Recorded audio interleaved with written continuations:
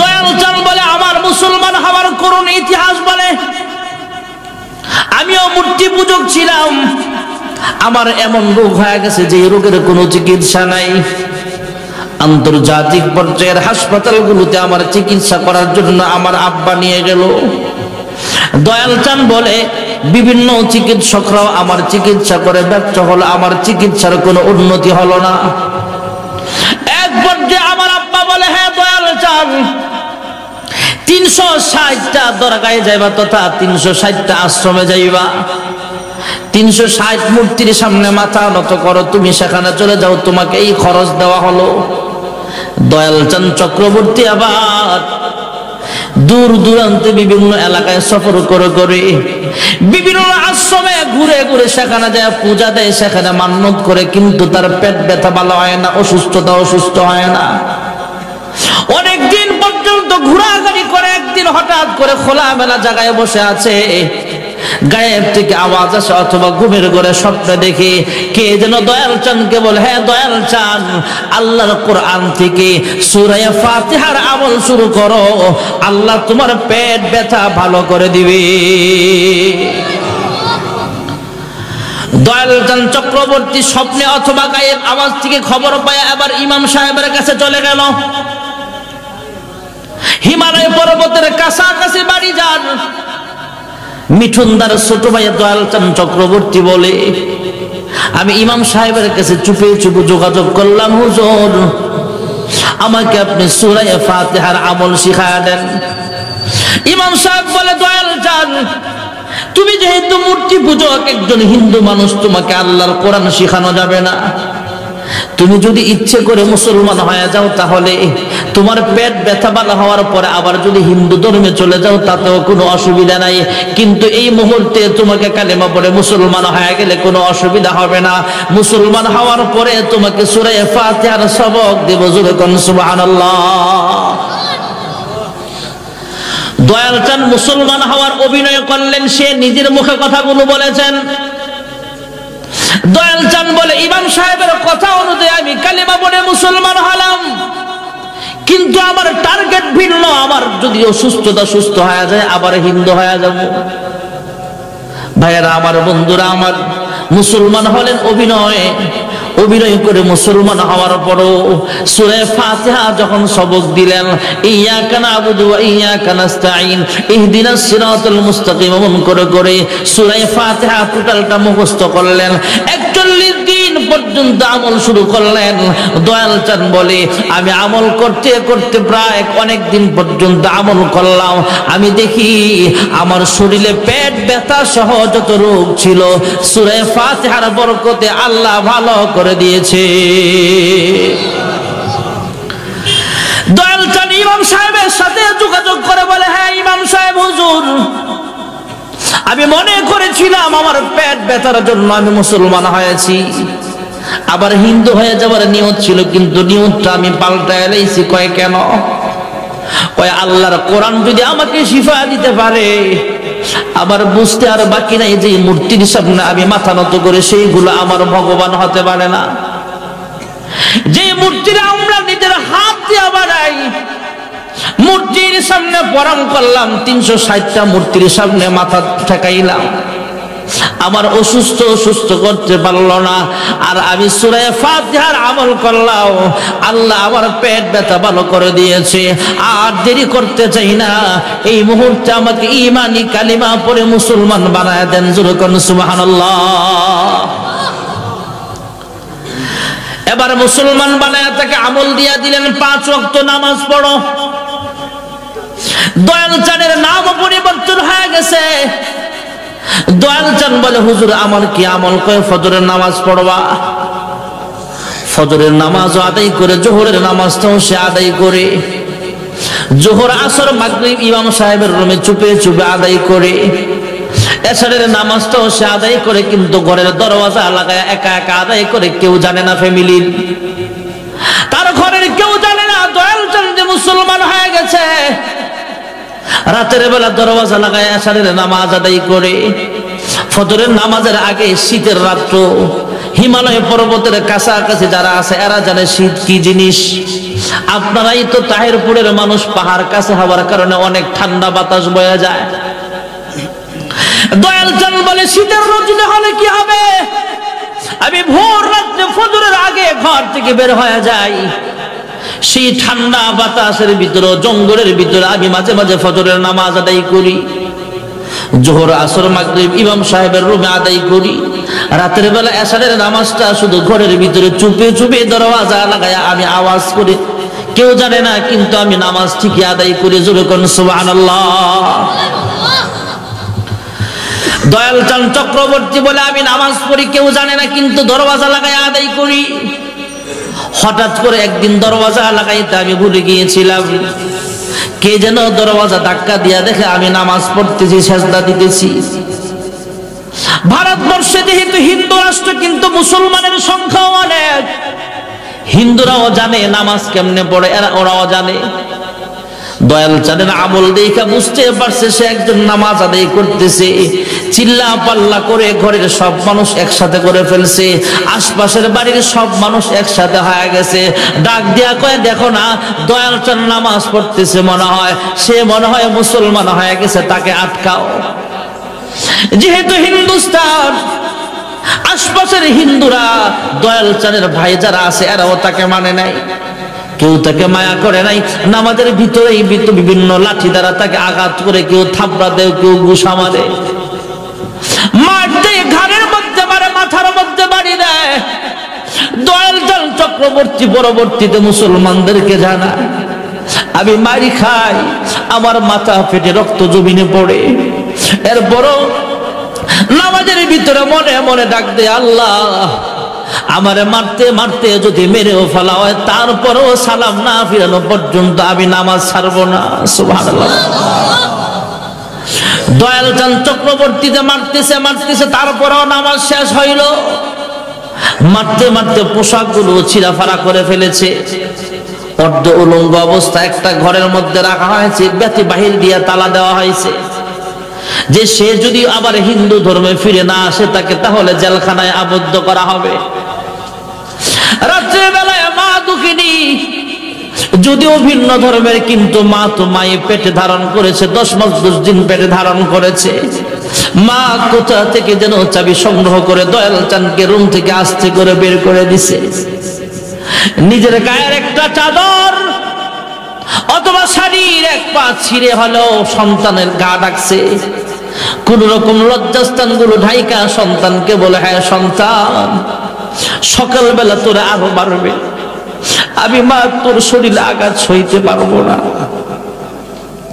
এক্ষুনি বের হ, এখনো অন্ধকার আছে, সবাই ঘুমিয়ে আছে, তুই বের হয়ে অন্যত্র চলিয়া যা। দয়াল চাঁদ চক্রবর্তী বলে আমি বের হয়ে চলে গেলাম। আমাদের কাছাকাছি রেল স্টেশন আছে, সেখান থেকে সম্ভবত দিল্লি তিনি চলে গেলেন। রেল স্টেশনে উঠে রেলগাড়িতে উঠা দিল্লি বা মুম্বাই চলে গেলে সেখানে যায়া আঞ্চলিক ইমাম সাহেবের সাথে যোগাযোগ করলেন, হে হুজুর আমার জীবন এমন এমন ঘটনা ঘটেছে, আমি কিন্তু এখন মুসলমান হয়ে গেছি, কিন্তু আমাকে আমার আত্মীয় স্বজন আমাকে আদালতে হাজির করাতে চায়, আমাকে একটা ব্যবস্থা করিয়ে দেন। ওইখানের আঞ্চলিক ইমাম সাহেব হুজুররা মিলিয়া কোর্টের মাধ্যমে এপিট ওপিট করিয়া পত্রিকার মাধ্যমে, যেহেতু একটা ভাইরাল মানুষ মিঠুন চক্রবর্তীর ছোট ভাই, তাই মিঠুনদার ছোট ভাই হিসেবে তার বিরুদ্ধে মামলাটাও কঠিন হবে, তাই সে পত্রিকার মাধ্যমে ওই জামানার খবরের কাতার মাধ্যমে পত্রিকার মাধ্যমে সংবাদ সম্মেলনের মাধ্যমে খবর পুরা দেশবাসীর কাছে পৌঁছে দিলেন মিঠুন চক্রবর্তীর ছোট ভাই দয়াল চাঁদ চক্রবর্তী আর হিন্দু ধর্মে নাই, সে কালিমা পড়ে মুসলমান হয়ে গেছে। তার আগের নাম দয়াল চাঁদ কিন্তু বর্তমান নাম হলো নূরে আলম সিদ্দিকী। সুবহানাল্লাহ। ভাইরা আমার, বন্ধুরা আমার, কোরআনের ছায়া চলে আসলে মানুষের দাম বেড়ে যায়। এই কোরআনের আমানত মহান আল্লাহ রাব্বুল আলামিন আসমানকে দেবার জন্য বলেছেন, আকাশ গ্রহণ করতে রাজি হয় নাই। পাহাড়কে বলেছেন পাহাড় গ্রহণ করতে রাজি হয় নাই। জমিনকে বলেছেন জমিন গ্রহণ করতে রাজি হয় নাই। إنا عرضنا الأمانة على السماوات والأرض والجبال فأبين أن يحملنها وأشفقن منها وحملها الإنسان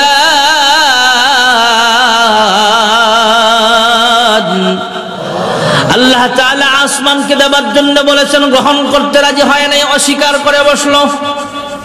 জমিনকে বলেছেন, সে অস্বীকার করে। পাহাড়কে বলেছেন, পাহাড় অস্বীকার করে। এই দুর্বল মানুষ এই 30 পারা কোরআনের দায়িত্ব গ্রহণ করেছে। এই কোরআন আসমান গ্রহণ করে নাই, জমিন গ্রহণ করে নাই, আমরা মানুষ গ্রহণ করেছি। আমাদের ভয় হতে পারে, চিন্তা হতে পারে যে কোরআনুল কারীম আসমান গ্রহণ করতে রাজি হয়নি, আমরা কেমনে হেফাজত করব? তাই মহান আল্লাহ রাব্বুল আলামিন আবার তেলাওয়াতকৃত আয়াতের মাধ্যমে জানায়া দিলেন, ইন্না নাহনু নাযালনাল যিকরা ওয়া ইন্না লাহু লাহাফিজুন।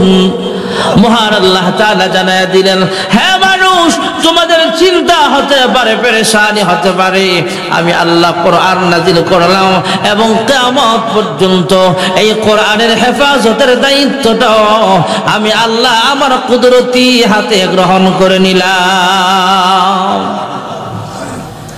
সমস্ত আম্বিয়া কেরাম আল্লাহর পথে ডেকেছেন, নিজের মন গড়া নয়। আল্লাহ তাআলা যেভাবে বলেছেন সেভাবে। সুবহানাল্লাহ। মহান আল্লাহ রাব্বুল আলামিন আসমান থেকে কিতাব পাঠিয়েছেন। সহিফায়ে আদম হযরতে আদম আলাইহিস সালামের কাছে অবতীর্ণ করে জানায়া দিলেন, এই বিধান অনুযায়ী আপনিও চলবেন, আপনার উম্মতদেরকে আপনি এই কিতাব অনুযায়ী চালাবেন। সুবহানাল্লাহ। আল্লাহ রাব্বুল আলামিন কোরআনুল কারীম সহ মোট 104 খানা কিতাব আল্লাহ তাআলা নাযিল করেছেন। সবগুলো কিতাব নবীদের উপরে আল্লাহ রাব্বুল আলামিন অবতীর্ণ করেছেন, কিন্তু কোরআনুল কারীম ছাড়া যত কিতাব আছে সবগুলো হলো কিতাবুল্লাহ, আল্লাহর কিতাব। আর একমাত্র কোরআনুল কারীম যেটাকে বলা হয় কালামুল্লাহ, আল্লাহর কালাম। যেরকম সুবহানাল্লাহ। সহিফায়ে আদম মহান আল্লাহ রাব্বুল আলামিন আসমান থেকে কিতাব আকারে বাইন্ডিং করে জিবরাইল আমিনের মাধ্যমে পাঠিয়ে দিলেন। জিবরাইল আমিন কিতাবখানা হযরত আদম পয়গম্বরের হাতে পৌঁছায় দিয়া বলে, হে বাবা আদম, পৃষ্ঠা উল্টায় উল্টায় আপনার উম্মতদেরকে বিধানগুলো শোনায় দেন, আল্লাহ আপনাকে কিতাব দিয়েছেন। সহিফায়ে শীশ মহান আল্লাহ তাআলা আসমান থেকে নাযিল করেছেন।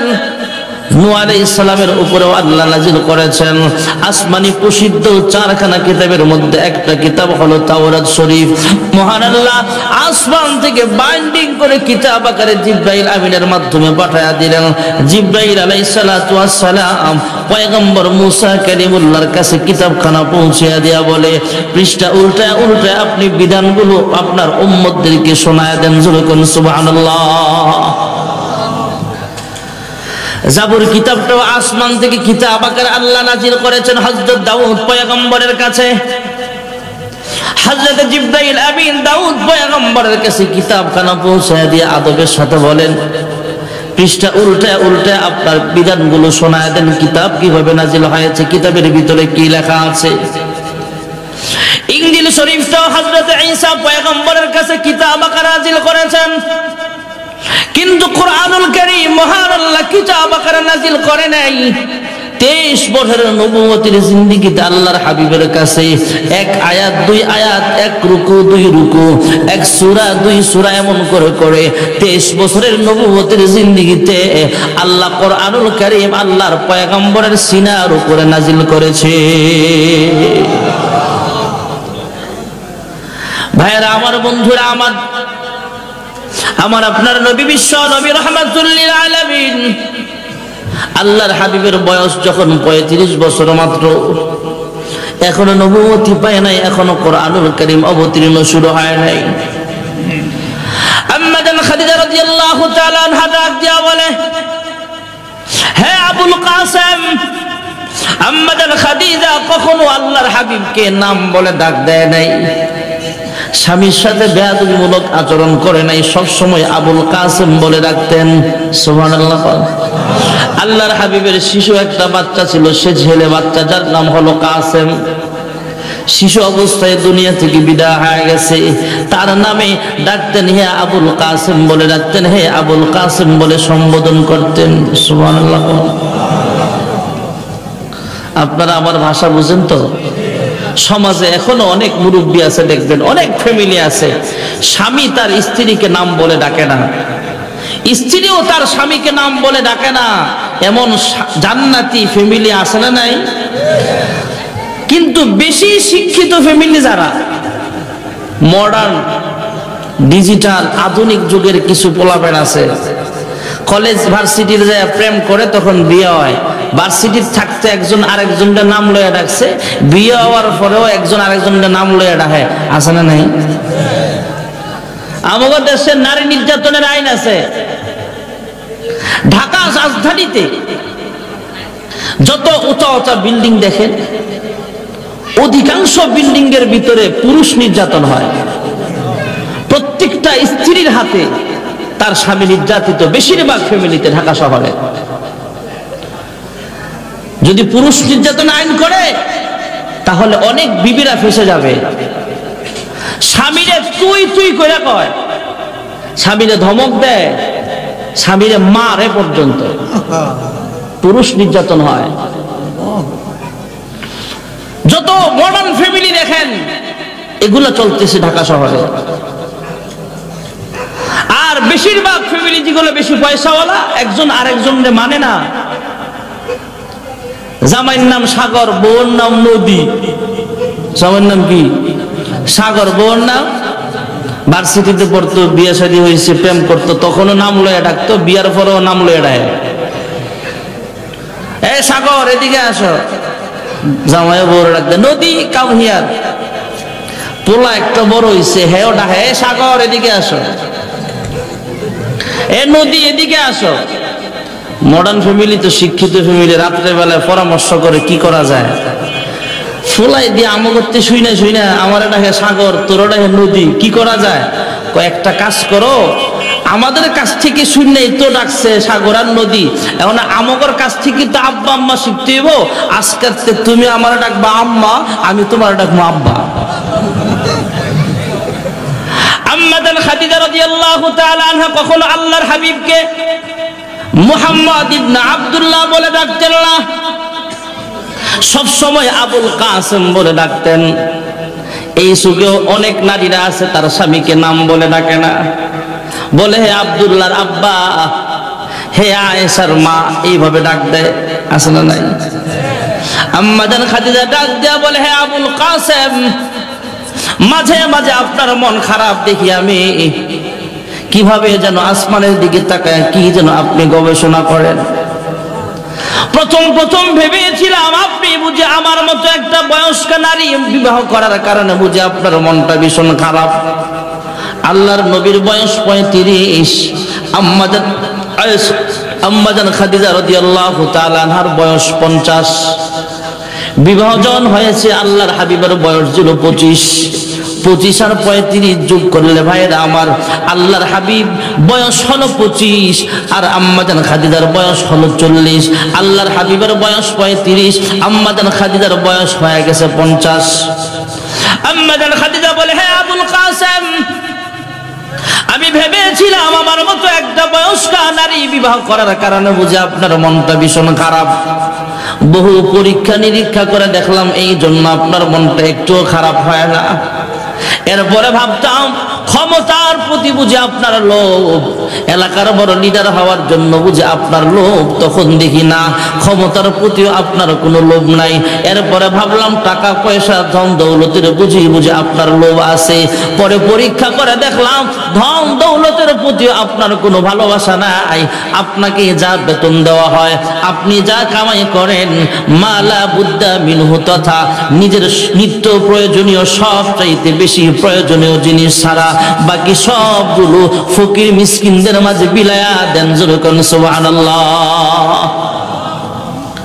হ্যাঁ আবুল কাসেম, ও আমার প্রাণের স্বামী গো, টাকা পয়সার প্রতি আপনার কোনো লোভ নাই, অন্য নারীর প্রতিও আপনার কোনো লোভ নাই।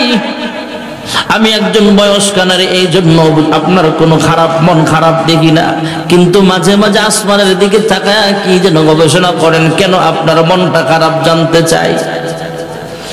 মুহাম্মদ ইবনে আব্দুল্লাহ বলে সবাই জানে, সবাই চিনে, এখনো নবুয়তি পায় নাই, এখনো কোরআন নাজিল শুরু হয় নাই। 35 বছর বয়স। মুহাম্মদ ইবনে আব্দুল্লাহ ডাক দিয়া বলে, হ্যাঁ বিবি রে, আরবের মানুষগুলো এত খারাপ হয়ে গেছে, এই আরবের মানুষগুলোকে ভালো পথে আনার চেষ্টা করতে হবে। আমার মন চায় মাঝে মাঝে আসমানের দিকে তাকায় আরবের তালাশ করি, গবেষণা করি, মুরাকাবা করি, আমি একটু ধ্যানমগ্ন অবস্থায় সময় কাটাই।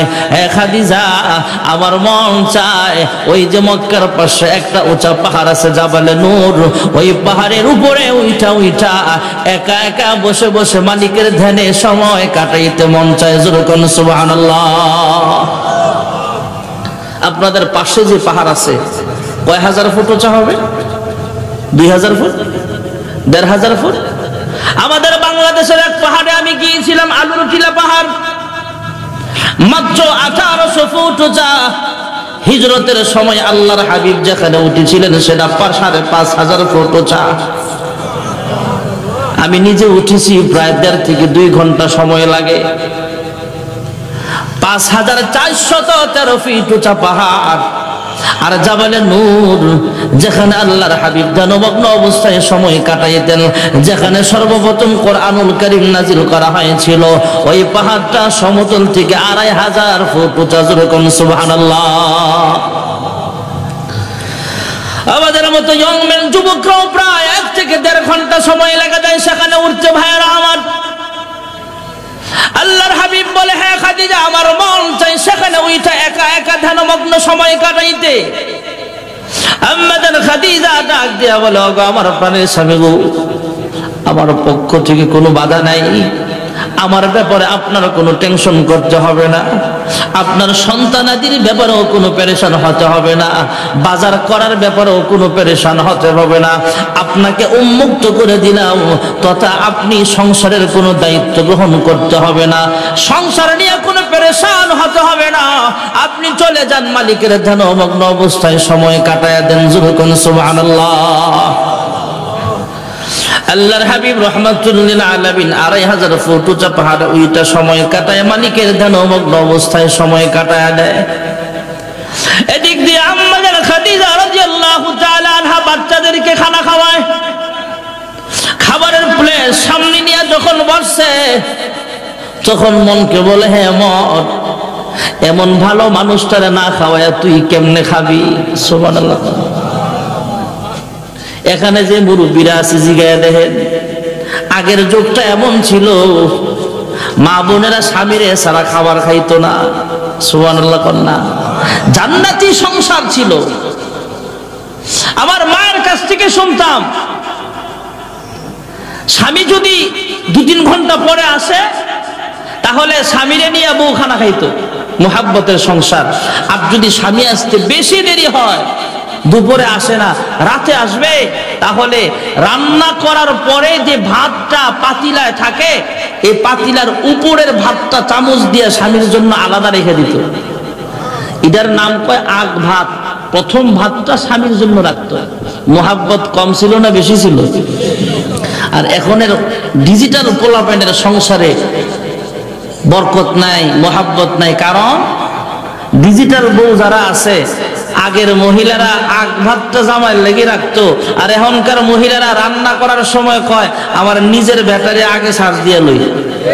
গোস্ত রাঁধছে 2 কেজি, আইনা দেখে কিরে রান্না করার পরে 1 কেজি, লবণ চাইতে চাইতে 1 কেজি খাইয়ে নিছি। আম্মা জান খাদিজা এমন ছিলেন না ভাইয়ারা আমার। আম্মা জান খাদিজা রাদিয়াল্লাহু তাআলা আনহার মন খারাপ, আমার এমন ভালো স্বামীটাকে একা রাইখা আমি কেমনে খাবো? কারণ এই মানুষটা হলো এমন মানুষ যার নাম হলো মুহাম্মদ ইবনে আব্দুল্লাহ। আরবের মানুষ তারা যখন ব্যবসা বাণিজ্য করত, বিজনেস করত, মুহাম্মদকে দাওয়াত দিয়ে তাদের দোকানে বসাতো, ক্যাশের সামনে বসাইতো আর বলতো, হ্যাঁ মুহাম্মদ, তুমি যেদিন আমাদের ক্যাশিয়ারের সামনে বসো, ক্যাশ সামনে নিয়ে বসো, যেদিন তুমি আমার দোকানে প্রবেশ করো, একটু বসে যাও, সেদিন আমার ব্যবসা বাণিজ্যে বেশি বরকত নাজিল হয়। সুবহানাল্লাহ কইেন না? যেদিন তুমি আমার ঘরে আসো, সেদিন আমার ঘরে বেশি রহমত হয়। সুবহানাল্লাহ বলেন। এমন ভালো মানুষটাকে একা একা রাইখা আমি কেমনে খাই? আম্মা জান খাদিজা রাদিয়াল্লাহু তাআলা আনহা ২৫০০ ফুট উপরে উঠায়া সেখানে যায় আল্লাহর হাবিবের জন্য ৪০ বছর বয়স পর্যন্ত আল্লাহর হাবিবের, মোট প্রায় ৫ বছর পর্যন্ত আল্লাহর হাবিবের জন্য খাবার সরবরাহ করত। জোরে কোন সুবহানাল্লাহ। আমার আপনার নবী, বিশ্ব নবী রাহমাতুল লিল আলামিনের বয়সটা যখন প্রায় ৪০-এর কোটায়, জিবরাইল আমিনের আগমন ঘটে গেল। জিবরাইল আমিন আয়েশা বলে, ইয়া মুহাম্মদ ইকরা। পয়গম্বর জবাব দেয়, মা আনা বিকারিন। আবার বলেন, ইয়া মুহাম্মদ ইকরা। ইয়া মুহাম্মদ জবাব দেয়, মা আনা বিকারিন, আমি পড়তে জানি না, অথবা আমি পড়বো না। আমাকে একটা পড়া পড়তে বলবা, আমি পড়বো, আমি কিন্তু সেই মানুষ না। কারণ আল্লাহর হাবিব বলেন, দুনিয়ার কোন শিক্ষকের কাছে আমি লেখাপড়া করি নাই, আমার উস্তাদ হলেন স্বয়ং আল্লাহ রাব্বুল আলামিন। উতিতুল ইলমাল আউয়ালিন ওয়াল আখিরিন। আমি যদিও দুনিয়ার কোন ইউনিভার্সিটিতে লেখাপড়া করি নাই, দুনিয়ার কোন স্কুল কলেজ মাদ্রাসায় লেখাপড়া করি নাই, কিন্তু আউয়াল থেকে আখির পর্যন্ত সব ইলম আল্লাহ আমার অন্তরে ঢাইলা দিয়েছে। জোরে কোন সুবহানাল্লাহ। আল্লাহর হাবিব রাহমাতুল লিল আলামিন কি জবাব দেয়, মা আনা বিকারিন। জিবরাইল আমিন পয়গম্বরের সিনার সাথে সিনা লাগালেন, সিনাটা লাগায়া মৃদু একটা চাপ মারলেন। ফটো স্টেটমেন্ট যেমন ফটো স্টেট করা হয়, মহান আল্লাহ রাব্বুল আলামিন জিবরাইলের সিনার ভিতরে যত ইলম ছিল সবগুলো ইলম ফটোকপি করে আল্লাহ তাআলা পয়গম্বরের সিনার ভিতরে আল্লাহ উঠায়া দিয়েছেন। এবার জিবরাইল বলতেছে, ইকরা বিসমি রাব্বিকাল্লাযী খালাক। রবের নাম শোনা মাত্র আল্লাহর হাবিব পড়তে আরম্ভ করে দিয়েছেন, ইকরা বিসমি রাব্বিকাল্লাযী খালাক। জোরে কোন সুবহানাল্লাহ। আল্লাহ রাব্বুল আলামিন কোরআনুল কারীমের আমানত জিবরাইল আমিনের মাধ্যমে নাযিল করেছেন। তাই কোরআনুল কারীমের ভাষায় জিবরাইলের নাম হয়ে গেছে আল আমিন। নাযালা বিহির রূহুল আমিন।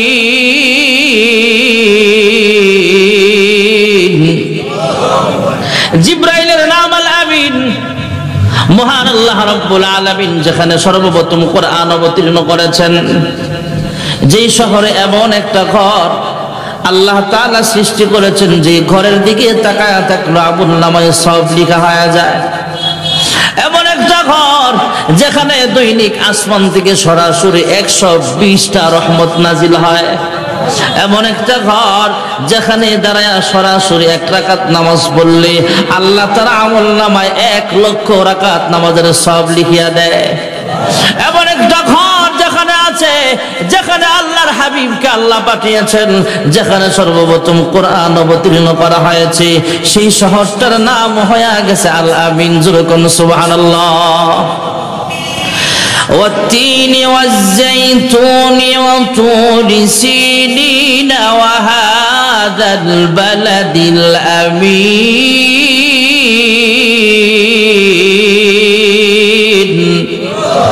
জিবরাইলের নাম হয়ে গেল আল আমিন। যেই শহরে আল্লাহ সাহেব কোরআনকে পাঠিয়েছেন, যেই শহরে সর্বপ্রথম কোরআন নাজিল করেছেন, ওই শহরটার নাম হয়ে গেল আল আমিন। যেই শহরে আল্লাহ তাআলা কোরআন নাজিল করেছেন, সেই শহরের নামটাও আল আমিন। যে হাবিবের কাছে আল্লাহ কোরআন অবতীর্ণ করেছেন, সাহেবে কোরআন যাকে বলা হয় মুহাম্মদুর রাসূলুল্লাহ সাল্লাল্লাহু আলাইহি ওয়াসাল্লাম, তিনার নামটাও আল আমিন। জোরে কোন সুবহানাল্লাহ। ইয়া মুহাম্মদ জগত জালা, ইয়া মুহাম্মদ জগত জালা, कमले वाला तुम्हारी नाम, मदीना वाला तुम्हारी नाम। এই পৃথিবীর নামেরই ঢঙ্কা, এই পৃথিবীর নামেরই ঢঙ্কা, সবারই সেরা তোমারি নাম, কমলি ওয়ালা তোমারি নাম।